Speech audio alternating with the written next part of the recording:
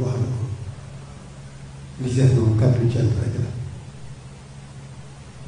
ñoo ngi sant suñu borom ñu nga xam ne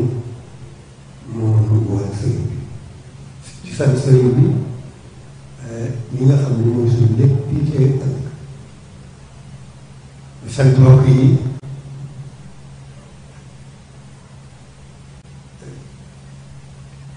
benn xam ne nañu sam nag tolluwaay bi yëg nañ ko bu baax a baax ndax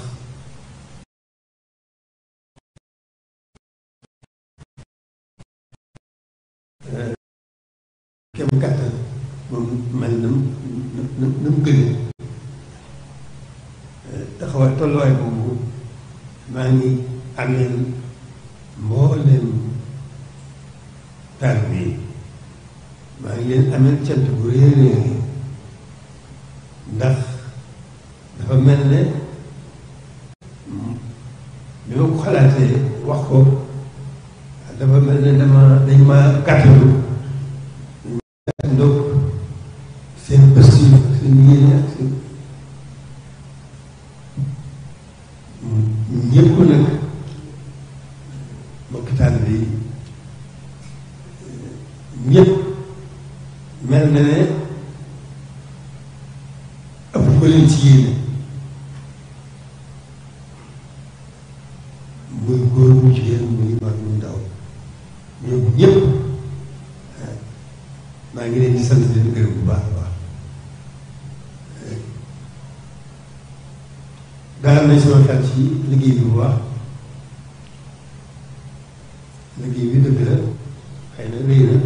waaye sëriñ bi moom dara leen fi moom yaakaar ni kon ñu ci jubloo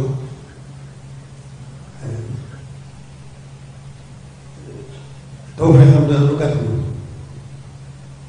incha allah li ci des rek mooy ak cant la rek ñoo ngi sant bu baax a baax di gërëm bu baax a baax ak cant rek moom moo leen fi nekkal di ñaan bu baax a baax suñu borom gën ñoo gas ñoo taw si suñu lépp yéwén ci barkeel jërë ngeen jëf.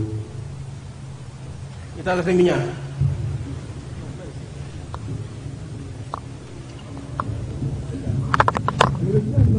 amiin amiin